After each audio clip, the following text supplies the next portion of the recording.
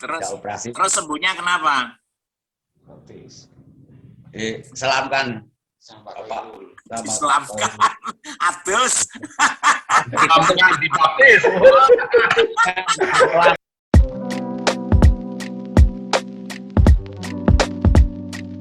Assalamualaikum, selamat datang kembali di channel ini. Kali ini saya akan membahas nih guys, ada kabar yang heboh dan sempat viral banget karena ternyata ada seorang penginjil atau pelayan Tuhan yang ngakunya dia sudah membaptis 3 desa. Jadi ada 3 desa yang percaya Yesus kemudian dibaptis guys. Ini memang benar-benar heboh sih karena bisa gitu loh. Kok bisa sampai 3 desa di Malang terima Yesus dan dibaptis, bahkan dikatakan ratusan orang percaya kepada Tuhan Yesus. Nah, kita akan lihat saja videonya supaya kita nggak penasaran guys. Mari kita nonton videonya. Ya, waktu itu jadi waktu itu Pak Paul Zhang dia undang pendeta ini, katanya bukan pendeta, saya nggak tahu juga ya, mungkin pendeta atau penginjil bagaimana, namanya Khairul Anwar. Jadi ditanya kok bisa sampai 3 desa itu dibaptis. Ini jawabannya. Bisa sampai sana itu acaranya apa nih coba? Boleh ceritain? Kenapa?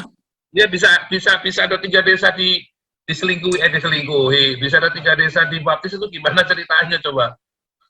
Oh, ini kemarin itu ada orang yang sakit. Iya. Ya, banyak orang sakit di daerah Malang Selatan sana yang tidak dijangkau. Dan mereka orang-orang yang tidak punya uang, sudah pergi ke berobat kemana-mana, tidak sembuh-sembuh. Nah, terus saya ada juga waktu ketemu di jalan, orang itu mau meninggal, dibawa mobil, sudah kaku, badannya sudah kaku, terus orang itu didoakan dalam nama Yesus mau, dan orang itu langsung bangun berdiri. Nah, dari mulut ke mulut di sana banyak yang sakit itu disembuhkan oleh Tuhan Yesus. Gitu, akhirnya. Ya, jadi menurut pengakuan Pak Khairul Anwar ini, katanya ada orang yang sakit dan kemudian dia sembuh. Dari situlah, dari mulut ke mulut banyak orang yang dengar. Dan akhirnya banyak orang yang dibaptis dan bertobat guys. Nah, kalau mendengar cerita ini ya saya turut senang. Kalau memang ceritanya benar, ini sangat luar biasa. Saya dukung sekali bagaimana mujizat Tuhan terjadi di sana. Tuhan memang bisa membuat mujizat untuk membuat seseorang itu percaya. Tapi ingat, mujizat itu hanya sebagai langkah awal untuk pertumbuhan iman. Tapi sebelum saya memberikan tanggapan, mari kita nonton dulu video selanjutnya. Terus sembuhnya kenapa? Selamkan Bapak. Diselamkan. Adus. Selamkan dibaptis. Jadi katanya sembuhnya karena diselamkan atau adus atau mandi. Ya ini mungkin ya mengindikasikan bahwa dia itu sebelumnya percik, mungkin ya. Saya nggak tahu. Tapi mari kita lihat ya video di mana banyak orang yang dibaptis waktu itu.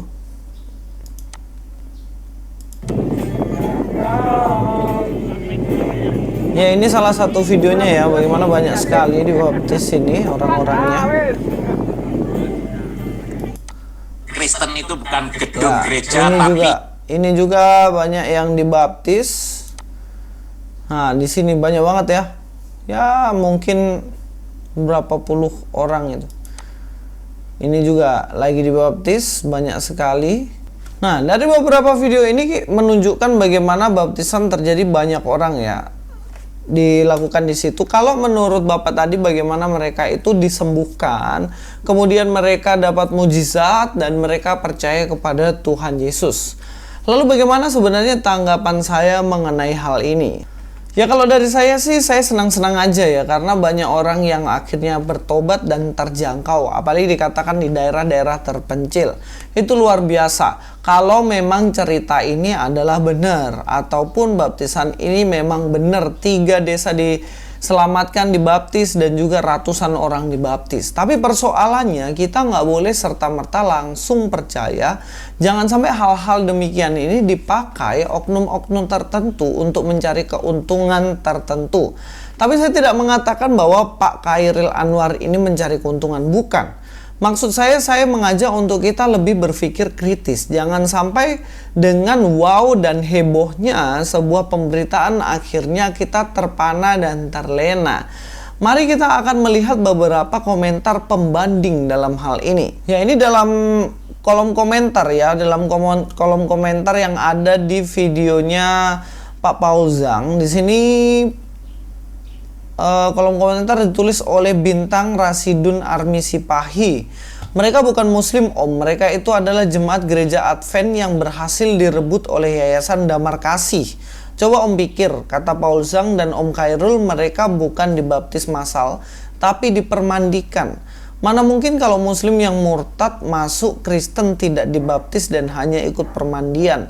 Kristen yang cerdas dan jujur pasti tidak akan percaya mereka adalah muslim. Sekali lagi, mereka adalah orang Kristen yang ikut permandian. Mereka awalnya adalah jemaat gereja Advent yang sudah pernah dibaptis percik. Namun karena tidak boleh dibaptis ulang, maka mereka hanya ikut permandian dan pemuridan sebagai ganti baptisan selam. Begitu faktanya om.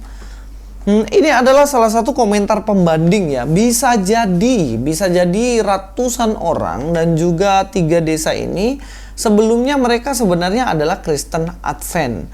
Tapi karena mereka kan percikan, ada aliran-aliran gereja tertentu itu yang nggak menerima percik, di mana diwajibkan harus baptis Islam. Itulah mengapa mungkin saja di sini terjadi baptis Islam. Tapi sekali lagi komentar ini bisa diselidiki secara faktanya ya, supaya ini menjadi pembanding untuk kita, supaya kita tidak serta-merta menelan mentah-mentah setiap informasi. Karena kadang-kadang ini orang Indonesia nih, bukan orang Indonesia sih, kebanyakan dari kita termasuk saya, wow banget. Ketika saya nonton videonya pertama kali, jelas saya terkagum, wah hebat nih orang. Penginjilan sampai ratusan orang bisa bertobat di daerah-daerah terpencil dan lain-lain. Tapi mari kita melihat secara cerdas juga, secara logis juga, bagaimana bisa jadi mereka juga ini sebenarnya bukan dari muslim, tapi mungkin dari aliran Advent ataupun GKJW, Gereja Kristen Jawi Wetan kan, yang nggak boleh baptis Islam. Kemudian mereka karena mungkin merasa diberkati oleh salah satu pelayanan, kemudian mereka akan memutuskan baptis Islam. Apalagi dalam komentar ini dikatakan bahwa ada Yayasan Damar Kasih. Mungkin saja ini yayasan tertentu yang pelayanan di sana. Ini sebagai pembanding saja. Yang selanjutnya saya mau baca kolom komentar lagi ya. Ini masih ada dalam kolom komentar di channelnya Paul Zhang ya. Dikatakan sini, saya ini pengusaha sampah, ingin sekali mensupport pelayanan di Malang ini. Kalau boleh beri saya kontaknya. Nah ini penting nih. Bagaimana banyak orang pada akhirnya menyumbang dengan pelayanan yang luar biasa gini ya, keberhasilan, kemudian dikaitkan kemudian dengan uang. Nah, jangan sampai hal-hal demikian inilah yang pada akhirnya dimanfaatkan oleh kalangan-kalangan tertentu untuk meraup rupiah. Apalagi dengan iming-iming, pertama pelayannya adalah mungkin berasal dari agama sebelumnya, murtadin misalnya. Kemudian pelayanannya bombastis banget, sampai bisa membaptis ratusan orang, 3 desa. Dan bahkan dikatakan luar biasa sekali pelayanannya. Bisa jadi ini nanti jangan sampai dimanfaatkan. Jangan sampai, saya bilang ya. Tapi apakah saya sangat senang kalau memang terjadi hal itu? Saya sangat senang sekali. Ini tujuannya adalah untuk pembanding. Mungkin teman-teman yang kenal ya boleh di cross check ke sana. Karena ketika saya chatting teman saya yang berada di daerah sana, katanya nggak ada guys, nggak ada kejadiannya. Makanya saya mencoba untuk kita melihat secara keseluruhan, secara garis besar. Jangan sampai kita termakan dengan hal-hal seperti ini ya. Heboh pernah murtadkan 3.000 muslim, pendeta ini akhirnya masuk Islam. Nah yang begini-begini nih, kita mesti cross check juga, bener nggak? Atau ini hanyalah sebuah klaim palsu yang sebenarnya dipakai untuk menaikkan pamor dan lain-lain, yaitu Saya bilang mungkin bisa dipakai seperti itu, tapi ya kita lebih hati-hati saja, mengingat banyak sekali kejadian bagaimana orang-orang yang pada akhirnya masuk ke Kristen, menjelek-jelekkan agama sebelumnya, mengatakan hal-hal bombastis, akhirnya merugikan kekristenan sendiri, dan akhirnya membuat citra Kristen jelek. Apalagi di YouTube rebutan masalah duit lagi, kan itu bikin malu. Contohnya kayak gitu. Saya baru hubungi teman-teman di Wagir, tidaklah ada baptisan 3 desa dan ratusan orang. Mereka tidak dengar dan tidak tahu. Nah, berdasarkan apa yang disampaikan ini, itulah kenapa saya bilang nggak ada yang dengar orang di sana. Tapi kok beritanya sampai heboh katanya seperti ini.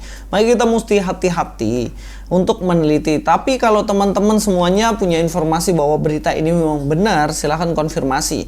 Karena kita memang harus berbeda ya. Berbeda dengan umat yang tidak mau cross-check kebenaran dan fakta. Saya mengajak dan mengedukasi untuk kita semuanya bisa mencari fakta yang benar tentang informasi yang bombastis. Jika memang kejadian seperti itu, saya sangat senang dan juga perlu beberapa hal yang penting, yaitu mereka bertobat karena mujizat dan mereka bertobat juga kan karena kesembuhan ya. Kesembuhan, mujizat, dan dikatakan miskin. Nah, di sini saya rindu untuk pertumbuhan iman. Jangan mencari Yesus karena harta, kekayaan, atau mujizat. Jangan sampai nanti ketika Anda sudah tidak dapat mujizat kemudian meninggalkan Tuhan Yesus. Tawaran Tuhan lebih dari sekedar mujizat, yaitu keselamatan setelah kematian. Karena banyak orang yang mencari Tuhan karena mujizat akhirnya meninggalkan Tuhan. Seperti dalam Yohanes pasal 6 ayat 66, dikatakan mulai dari waktu itu banyak muridnya mengundurkan diri dan tidak lagi mengikut dia. Kenapa? Karena mereka mencari mujizat makanan, dan juga mujizat kesembuhan. Nah, mudah-mudahan ini menjadi pelajaran untuk kita menjadi Kristen sejati yang mana cari Tuhan sungguh-sungguh, bukan karena mujizat, tapi cari Tuhan sungguh-sungguh karena memang dialah juru selamat pribadi. Teman-teman, mari kita pantau semuanya tentang pelayanan di Indonesia ini, dan hal-hal semacam ini mari kita bisa melihat secara objektif dan menyeluruh. Kita akan sangat bersyukur jika memang kejadiannya benar. Tetapi kita juga harus mencari tahu benar apa enggak. Jangan sampai ini hanya isu yang dibuat untuk menarik orang-orang yang simpati untuk pelayanan di sana. Dan jelas ini adalah cara-cara yang keliru. Sampai ketemu di video selanjutnya. Luis Prasetyo di sini. God be with you all.